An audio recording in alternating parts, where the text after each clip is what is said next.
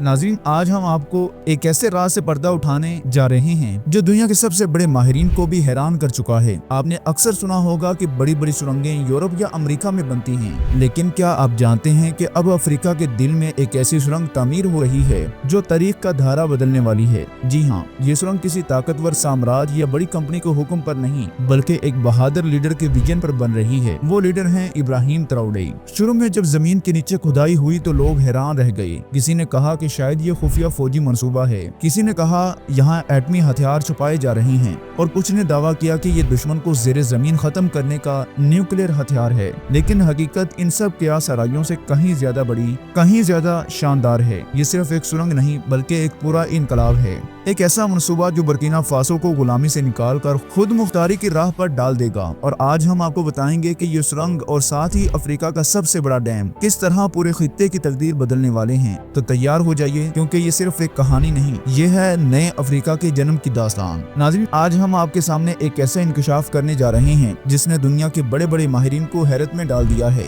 आपने अक्सर सुना होगा कि बड़ी बड़ी सुरंगें यूरोप या अमेरिका में बनती हैं, लेकिन क्या आप जानते हैं कि अब अफ्रीका के दिल में एक ऐसी सुरंग बन रही है जो दुनिया की सबसे बड़ी और सबसे मुनफरद सुरंग इकरार दी जा रही है। जी हाँ, ये सुरंग किसी और के हुक्म पर नहीं बल्कि बुर्किना फासो के दिलेर सदर इब्राहिम ट्राओरे के विजन पर बन रही है। शुरू में जब लोगों ने जमीन के नीचे होने वाली ये खुदाई देखी तो तरह तरह की अफवाहें गर्दिश करने लगी। किसी ने कहा कि शायद ये कोई खुफिया फौजी मंसूबा है, किसी ने दावा किया कि यहाँ ज़ेरे जमीन हथियारों का जखीरा बनाया जा रहा है, और कुछ ने तो यहाँ तक कह दिया कि ये न्यूक्लियर सुरंग है जिसके जरिए दुश्मनों को ज़ेरे जमीन ही खत्म कर दिया जाएगा। लेकिन हकीकत इन सब बातों से कहीं बड़ी और शानदार है। इसलिए आज हम आपको बताएंगे कि ये सुरंग क्यों बन रही है और इसके पीछे असल राज क्या है। नाज़रीन, सबसे पहले ये समझना जरूरी है कि इब्राहिम ट्राओरे ये सुरंग क्यों बना रहे हैं। याद रहे कि बुर्किना फासो एक लैंड लॉक मुल्क है, यानी इसके पास समंदर तक कोई रास्ता नहीं। जब भी इसे तिजारत करनी होती है तो इसे अपने हमसाया ममालिक के रास्ते इस्तेमाल करने पड़ते हैं। अक्सर ये रास्ते या तो महंगे पड़ते हैं या गैर महफूज होते हैं, और दुश्मन कुव्वतें भी इन्हीं रास्तों पर हमला करके बुर्किना फासो की तिजारत को रोकने की कोशिश करती हैं ताकि इसकी मईशत कमजोर हो।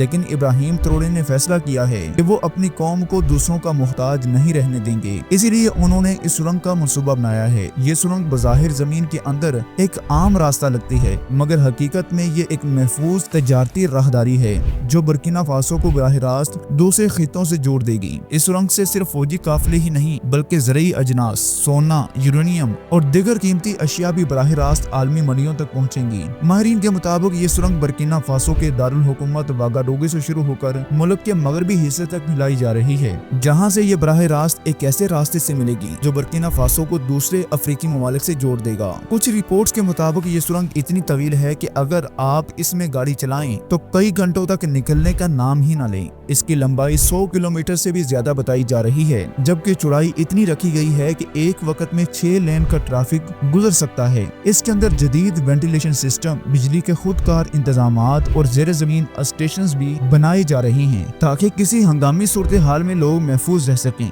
ये सुरंग सिर्फ एक सड़क नहीं बल्कि एक मुकम्मल ज़ेरे जमीन शहर की तरह तैयार की जा रही है। ये भी बताया जा रहा है कि सुरंग के कुछ हिस्से फौजी इस्तेमाल के लिए मुख्तस होंगे, जहाँ बख्तरबंद गाड़ियाँ और फौजी साजो सामान बाआसानी हरकत कर सकेंगे, जबकि दूसरे हिस्से तजारती काफिलों के लिए खुले होंगे। सबसे हैरानकुन बात यह है कि इस सुरंग को ऐसे डिजाइन किया गया है कि ये दुश्मन के किसी भी फिजाई हमले से महफूज रहे, यानी अगर आसमान से बमबारी भी हो जाए तो इस ज़ेरे जमीन रास्ते पर कोई असर नहीं पड़ेगा। दोस्तों, ये सुरंग अपने अंदर इतनी बड़ी ताकत और इम्कानात समाये हुए है, इसकी तामीर सिर्फ बुर्किना फासो ही के लिए नहीं बल्कि पूरे अफ्रीका के लिए एक नए दौर का आगाज साबित होगी। जरा सोचिए, एक ऐसा मुल्क जिसके पास समंदर तक बराह रास्त रसाई नहीं, इसकी सबसे बड़ी मुश्किल हमेशा तिजारत और तरसर रही है। किसानों की फसलें वक्त पर मंडी नहीं पहुंच पाती, सोना और यूरेनियम जैसे कीमती ज़खायर गैर महफूज रास्तों से ले जाए जाते हैं, और सनतकार अपनी मसनूआत आलमी मंडियों तक पहुंचाने के लिए दूसरों पर इन्हिसार करते हैं। लेकिन इस सुरंग ने इस सब मसाइल का हल फराहम कर दिया है।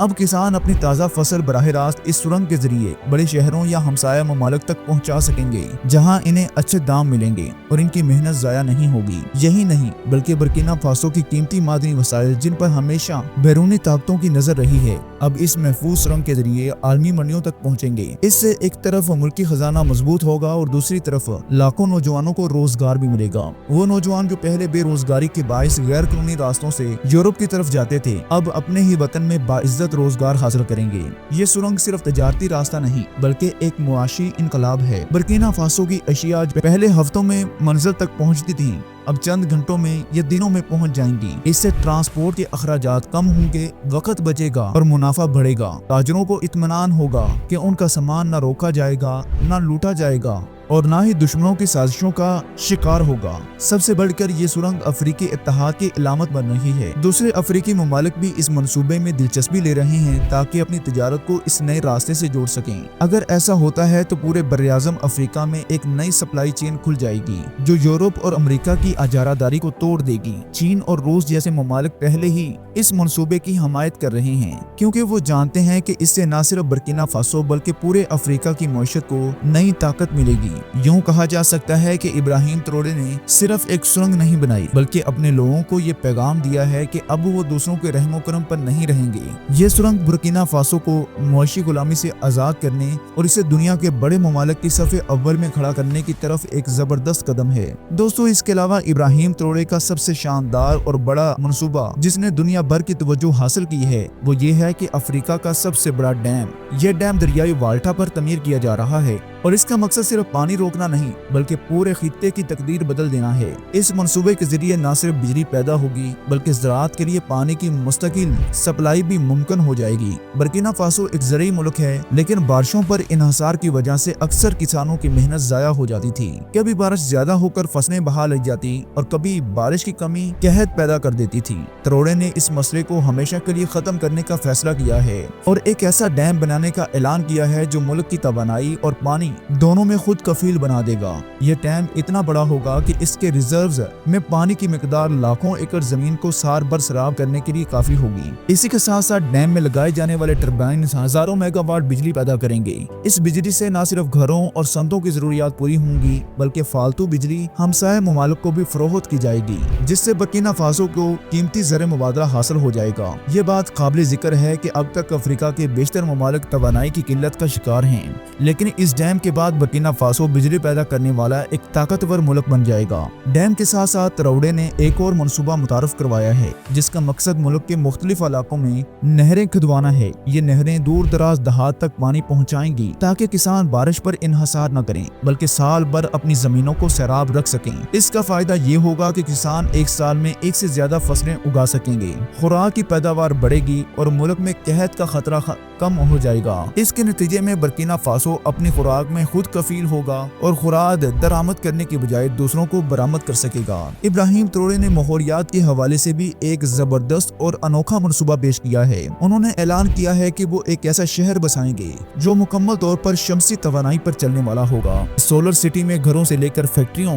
اور سکولوں تک سب کچھ سورج کی روشنی سے حاصل ہونے والی بجلی سے چلایا جائے گا۔ یہ قدم نہ صرف بجلی کے بحران کو ختم کرے گا بلکہ دنیا کو یہ پیغام بھی دے گا کہ ایک غریب افریقی ملک بھی ماحول دوست ترقی کی راہ اپنا سکتا ہے۔ اس شہر کو مستقبل کی علامت قرار دیا جا رہا ہے اور یہ پورے افریقہ میں سبز توانائی کے فروغ کی بنیاد بنے گا۔ ان تمام منصوبوں کا مقصد صرف انفراسٹرکچر بنانا نہیں بلکہ ایک آزاد، خود کفیل اور خوشحال برکینا فاسو قائم کرنا ہے۔ تروڑے نے واضح کیا ہے کہ وہ اپنی قوم کو بیرونی طاقتوں کے دباؤ سے آزاد دیکھنا چاہتے ہیں۔ ان کے مطابق اگر مغرب ہمارے وسائل لوٹنے کی کوشش کرے گا تو ہم اپنی زمین اور اپنی محنت سے ایسے منصوبے کھڑے کر دیں گے جو نہ صرف ہماری ضروریات پوری کریں گے بلکہ ہمیں دوسروں سے آگے لے جائیں گے۔ یہی وہ ویژن ہے جو ابراہیم تروڑے کو باقی افریقی رہنماؤں سے منفرد بناتا ہے۔ یہ ڈیم، یہ نہریں اور شمسی توانائی کا شہر صرف تعمیری منصوبے نہیں بلکہ ایک انقلاب کی بنیاد ہیں۔ ان سے برکینا فاسو کی معیشت، زراعت، صنعت اور توانائی کا پورا ڈھانچہ بدل جائے گا اور دنیا دیکھے گی کہ ایک وقت کا غریب اور نظر انداز ملک کس طرح اپنے ملک کی قیادت میں ایک نئی طاقت کے طور پر ابھر رہا ہے۔